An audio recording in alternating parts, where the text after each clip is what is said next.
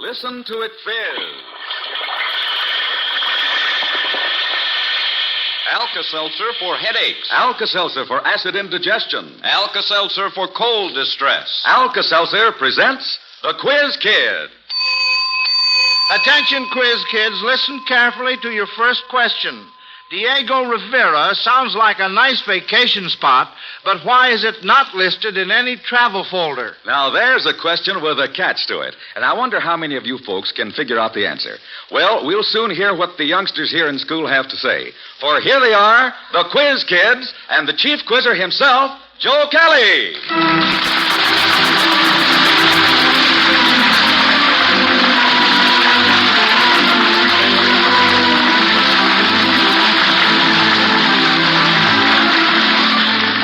Franklin Ferguson, and hello, everyone. As usual, we're happy to welcome all you folks to radio's famous classroom of the air. And before I start asking questions, I would like to answer one. Do the quiz kids know what questions are to be asked? No, they absolutely do not. They don't even know what subjects are to come up for discussion. And now, let's meet the pupils here in school this afternoon. Are you ready for roll call, children? Fine, here we go. First, our cheerful young Irishman, Patrick. I am Patrick Owen Conlon. I'm 11 years old and in 7/8 4th Dearborn School in Chicago. Next, we're happy to welcome back to school blonde and pretty Rennie. I'm Rennie Templeton. I'm 13 years old and in 9th grade at U High. And here's a young man who can usually be found near a piano, Lonnie. I'm Lonnie Lundy. I'm 13 years old and in the 8th grade at Lincoln School in Park Ridge, Illinois. Now, meet our representative from the very young generation, little Melvin.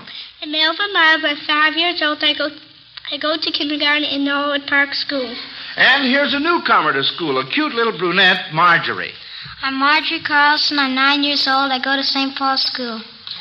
Yes, there's our lineup, our winners of 2 weeks ago, and Rennie and Marjorie. Now then, let's see what we can do with that first question, quiz kids, from Weedy Vernemt of New Orleans, Louisiana.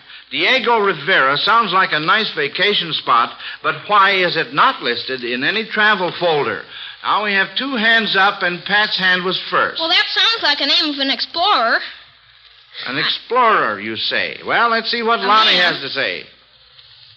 I believe Diego Rivera was an explorer of some sort. I believe he was one of the men who's branched out from Ponce de Leon's party to Florida. No, now, wait a minute. No, you're both wrong on this very first one. Yes, sirree. You give up on this one? Well, Diego Rivera is a famous Mexican painter. Oh. Yes, sir, a genuine Mexican folk painter. Well, kids, you missed that first one. Yeah, that means that Weedy, let's see, what was that name? Weedy, I had it around here someplace. It does beat all how these names get away from me. Weedy Vernemt of New Orleans, Louisiana, wins one of the big Alka-Seltzer, one of the big Zenith radio phonograph combinations from the makers of Alka-Seltzer for stumping you kids. Now, Clara Epstein of New York City hopes to stump you children with her question, because if she does, she will receive one of those magnificent Zenith radio phonograph combinations. The set with the two Cobra tone arms, one for regular playing records, and one for the new long-playing records, and two FM bands. So, on your toes, quiz kids. Here's the question. Many common words which we use every day have interesting meanings of their own if we took them literally. Do any of you know what the word babushka means? Melvin. Well, that could also, that's your grandmother in Polish. That's right, Melvin. And that's also something that you wear on your head. That's right. Good boy. Nice going. Now, the animal gopher has an interesting name. Do any of you know what the name gopher means? Melvin? I think that's some kind of an animal. Well, yes, you're right on that score. Lonnie? Well, a gopher, in the way we normally use it, is a small animal found in the United States that I think it's a rodent. And it tunnels under the ground. Digs under the ground like a prairie dog. Uh-huh. Very harmful to crops in some parts of the country. Well, now, are we all through this? Land sakes alive, are we giving the big zenith away this afternoon? Well, the gopher, it comes from the French word meaning honeycomb or waffle. It gets its name from the way its tunnels go in every direction like a honeycomb. Well, I guess Clara Epstein is tickled to death that you missed her question, for that gives her the big zenith radio phonograph combination, which is always the reward when you kids miss a question. Now, this question comes from Stokes Macaulay of Buffalo, New York. A miller and a tailor stood near a hill admiring the new look in bridges when suddenly that structure greeted them with a howdy, folks. Where might this have taken place? Pat? Well, that might have taken place in the Senate. Because there was a Senator Bridges. That's right. A Senator Taylor, and Yes. a Senator Miller. And it might have very well taken place in the Senate. And how about the hill part? Rennie? And Senator Hill of Alabama. Lister Hill is the name. Of where? Alabama. Alabama, that's right. Lister Hill. Mm-hmm. Well, Rennie, if what were you going to say say? the hill in Washington terminology, that means the capital as it's built on a mound. That's right. And That's very, that was very the good, hill. Rennie. Very good. Now, here's a Bible question from Lucy Stone of Alhambra, California. Can you kids explain the instances in the Bible when each of these unusual events took place? The first one, on what occasion did a rod bring forth buds, blossomed, and yielded almonds? Patrick? Well, I know that Moses used his rod when he tried to free the Hebrews from Egypt. Well, in this particular case, I don't think Moses' rod blossomed and brought forth buds. Lonnie? Well, David mentioned rods in some of his psalms, including the 23rd Psalm. It could have been one of his. Well, pertaining to David. Marjorie? Wasn't that when Mary asked God to show a sign by when Joseph's rod came forth and budded? No, I'm sorry, honey. It was Aaron's rod that blossomed to rebuke the children of Israel. Well, I'll see what we can do with the second part. When did an axe head float in the water? Pat? Well, I know that was in the New Testament, and I think it was one of Jesus' miracles. No, you're in the wrong testament, Pat. Marjorie? That was when a man came to Elisha, and he had borrowed an axe, and he had dropped it in the river, and Elisha made it float on the water. That's right, honey. That's correct. Yes. Well, we have another miss, the first part of the question, and that means that Lucy Stone of Alhambra, California, wins one of the big Zenith radio phonograph combinations from the makers of Alka-Seltzer. Now, we'll go right along with this question session in just a minute. During that minute, Franklin Ferguson asks, How many of you folks pushed back from that big Sunday dinner wishing you hadn't eaten so much? Well, when the result of too much food is acid indigestion, be wise. Alkalize with Alka-Seltzer. Yes, that's right. The way to fast, dependable relief from acid indigestion is Alka-Seltzer. Just dissolve 1 or 2 Alka-Seltzer tablets in a glass of water, then drink it. And say, just notice how even the sparkle of those dancing bubbles there in your glass almost makes you feel better. And when you drink this refreshing glass of Alka-Seltzer, what a difference it can make in the way you feel.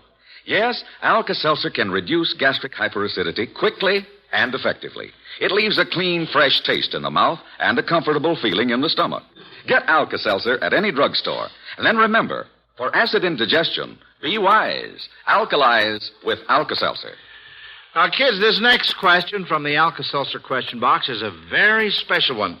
We have the honor of having a distinguished guest in our classroom today, and I shall let him ask his own question. It is my pleasure to present the associate conductor of the Chicago Symphony Orchestra, Mr. Tauno Hanakainen.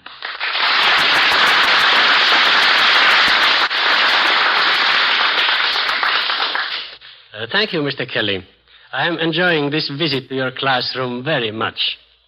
I listen quite often to your programs, and I have been glad to note that a good many quiz kids are interested in music.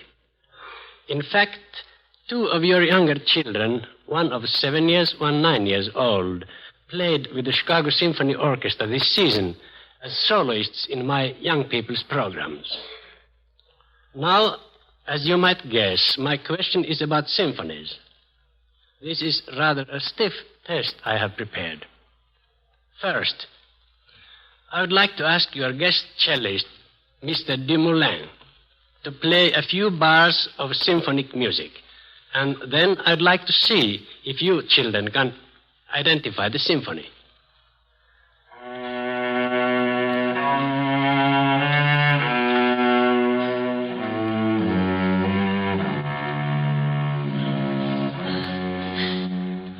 Rennie was first. I believe that is it's the same, pardon me, it's the theme, it's the symphony that was later popularized into Song of Love. I'm trying to think who wrote it, though. It slipped my mind. I'm sorry. No, I don't. Lonnie? That's the opening bars of Schubert's Symphony No. 8 in B minor, the unfinished symphony. That is correct.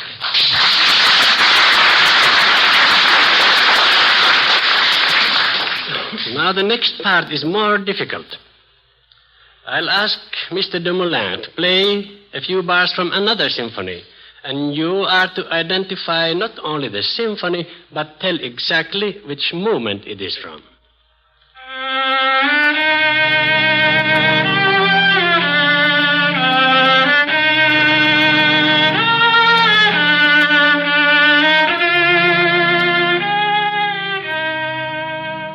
Lonnie had first... That's from the third movement of Brahms' Symphony No. 3 in F major. That is correct.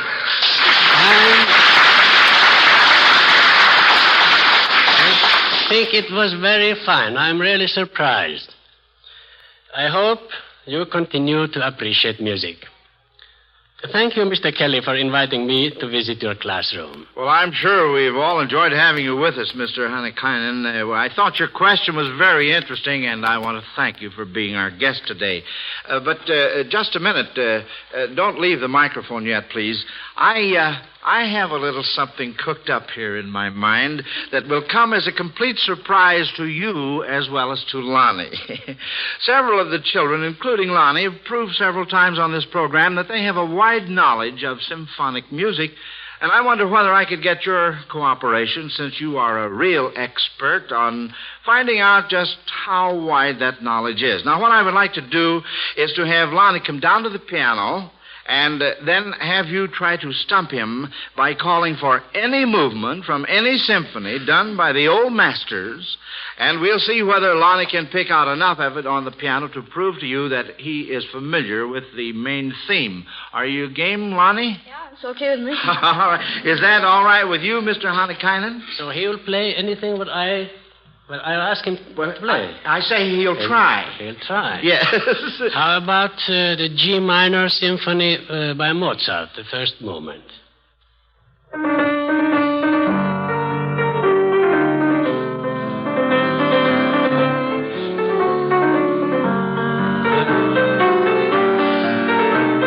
That's wonderful.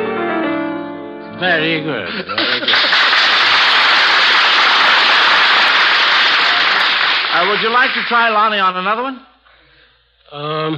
Let's say the first opening of Beethoven's 8th Symphony.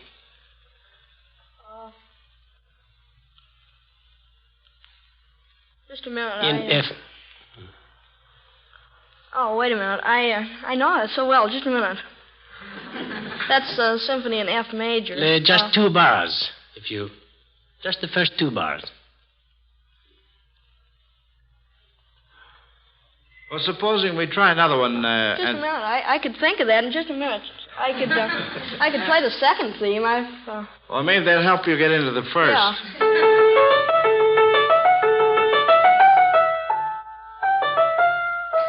Mm-hmm. That's right. All right, now can you go back? C is the first note. C? C. What a note. Oh.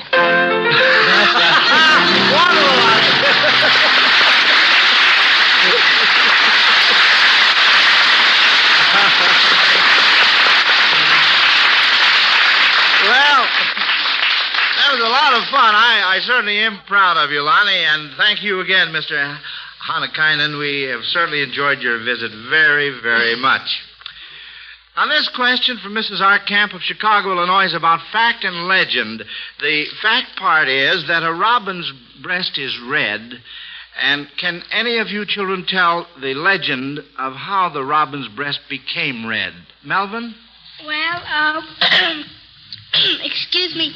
Well, when Jesus was crucified on the cross, one of these robins were coming by and wanted to wipe off Jesus' forehead when it was sweating, I'll say. And by mistake, it got a little blood on its breast, and that's how it got created. That's very, very good, Melvin. Very good. Now, this current events question is from Mrs. F.D. Young of Warrington, Florida, kids. Can you identify these figures that appeared in the news this past week? 1008. Rennie. That would be 1,008 hours and 1 second. That was the record flight set in the air by Bill Barris and Dick Riedel in their endurance flight. That's absolutely right. Good girl. I guess you could go 120,000 miles in a plane like that in that length of time, or 4 times around the world. I think that's very, very interesting. How about this next one? 4, 2, 3. Rennie. Well, at that point, my personal feelings enter into it. If you mean the 2 is spelled T-O. It certainly is, would so... be a game that was lost up at Wrigley Field yesterday on a disputed home run. All right. The ball was hit out to Andy Pafko when there were 2 down in the last of the ninth and 1 man on. The score happened to be 3-2 in favor of the Cubs. And if Pafko had caught the ball as he thought he did, the game would have been over. But umpire Bark said that he trapped the ball. That is, he got his glove down over the ball and scooped it up off the ground instead of catching it. Now, if that's so, Pafko didn't know that was so. It kind of stunned him, I guess. And so he just walked in with the ball while the 2 runs scored on an inside-the-park homer. And the Cubs can't appeal that because of Rule 56 in the rule book, which states that if a disputed play is based on an umpire's decision, they can't appeal it. But if it's based on something in the rules that the umpire overlooked, they can appeal it. Yeah, I know. Old 56 is really a strict one, yes, Well, good girl, Rennie.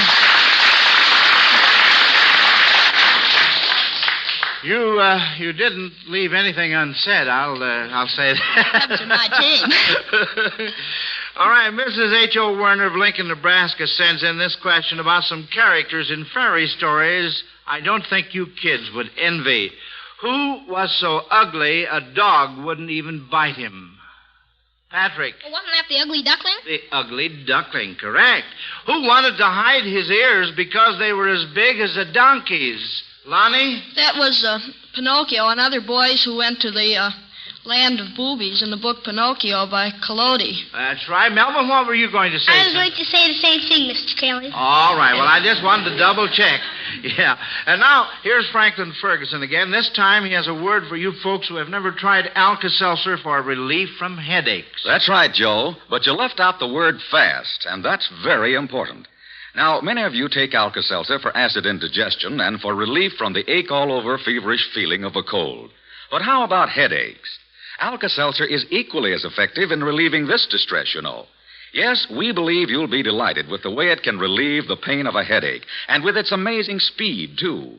You see, a glass of sparkling Alka-Seltzer contains one of the world's most effective pain relievers, sodium acetylsalicylate. And because of its effervescent base, yes, because of that familiar fizz, Alka-Seltzer gets there fast to give fast relief from the distress of a headache. Keep taking Alka-Seltzer for acid indigestion and the feverish aching of a cold, and now try it for headaches, too. You'll find this one product, Alka-Seltzer, so good for all of these common ailments that you'll never want to be without it in your home. Well, here's a fun question from M.R. Ahern of Chicago. Now, keeping in mind what made the following people famous, you children are to tell what railroad accommodations might be appropriate for each. First, in what kind of a car would you find Rip Van Winkle? Pat. In a Pullman car, in a sleeping car. A sleeper, yeah, that's right. In what kind of a car would you find John L. Lewis? Lonnie. Well, John L. Lewis is the labor leader. And so, Rennie. Coal car. A coal car, that's right. And how about Jack Frost?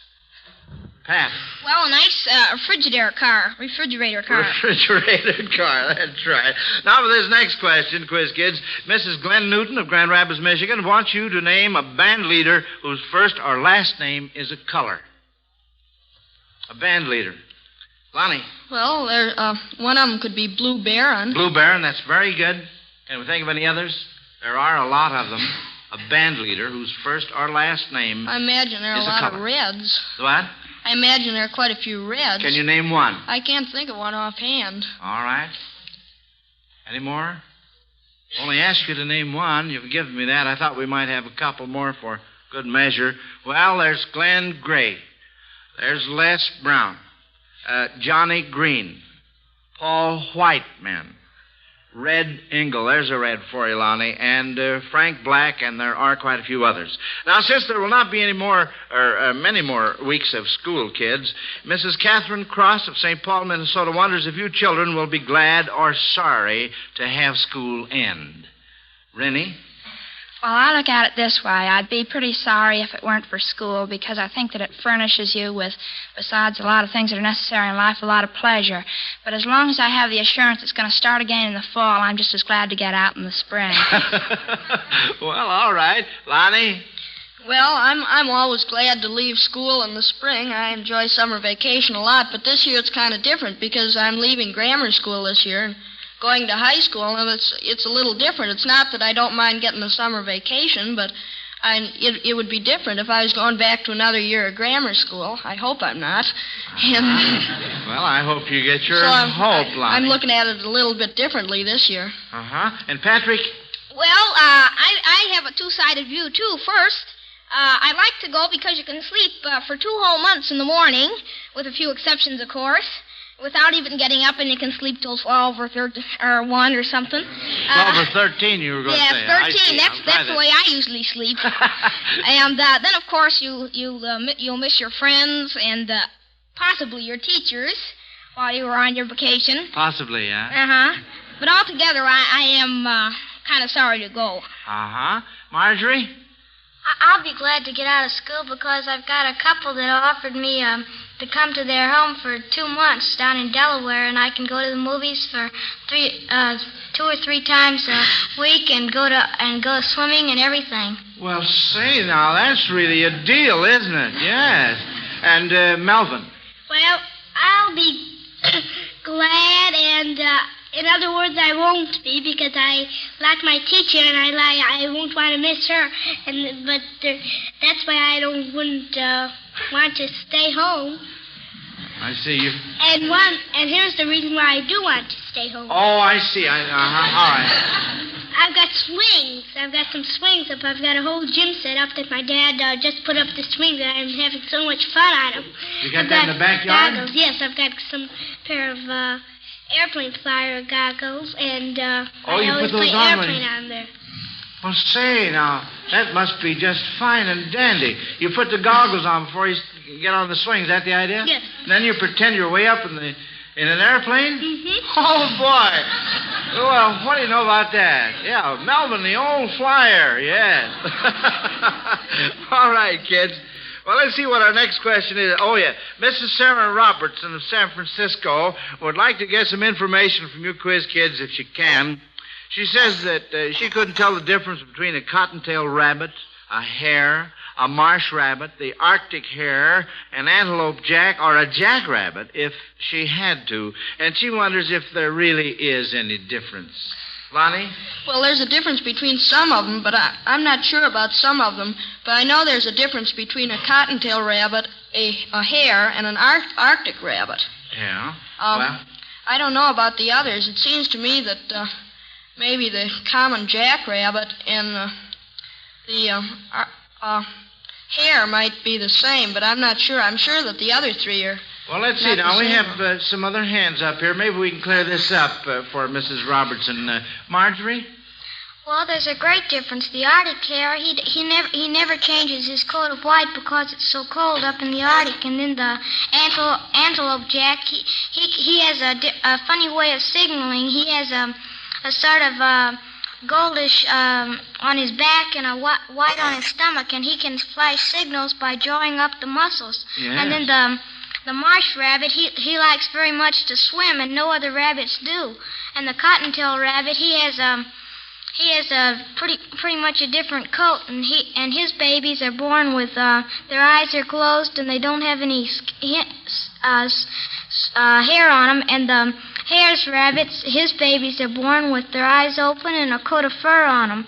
And then let me see now. What other one did you say? Well, I guess we've taken care of all of them now. Certainly have. That was really wonderful for a little 9-year-old girl. Now, Mrs. A. Collins of New York is a great reader of mystery stories, and she wonders how you feel about the modern mystery stories in comparison to the old Sherlock Holmes stories of Conan Doyle. So suppose you select any modern mystery story writer and compare him to Conan Doyle. Rennie? Well, it seems to me that the modern stories tend a little bit more to, I don't know what you'd call it, a little more to follow the others. I think that A. Conan Doyle started something. He started Sherlock Holmes. He started the idea of super sleuth. And has been a trend towards that, and quite a few that are more or less copied. Well, really, do you have any particular modern writer in mind? Well, I think probably the modern writer it's most wide. I don't know about figures on this, but the one that's probably most widely read, Earl Stanley Gardner. Uh-huh. And his stories follow, I think pretty much he has the idea of a detective who does most of the work himself, does most of the footwork and the observation and deduction technique.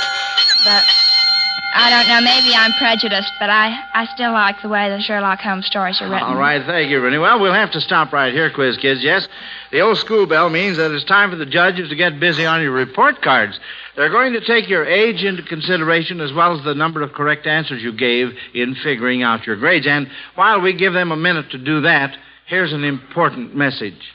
At 7, at 12, at 6, mealtime in America and vitamin time. Yes, put that one-a-day brand multiple vitamin bottle on the table and see to it that every member of your family takes a one-a-day brand multiple vitamin capsule. Don't take chances.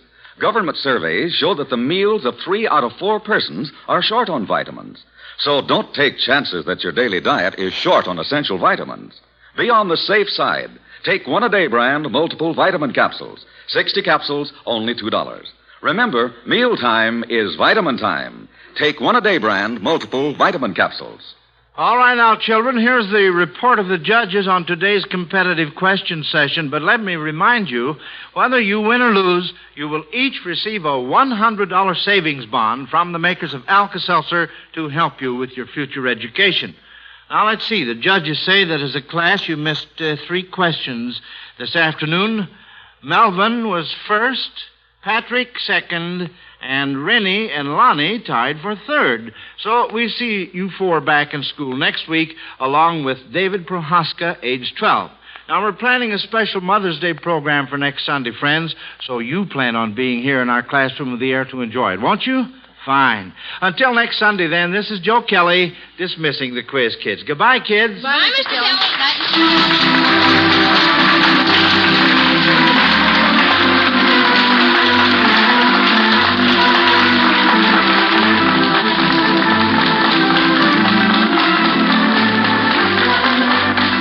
Listen to the Quiz Kids every week and listen to Alka-Seltzer's News of the World every Monday through Friday on most of these NBC stations. This is Franklin Ferguson speaking.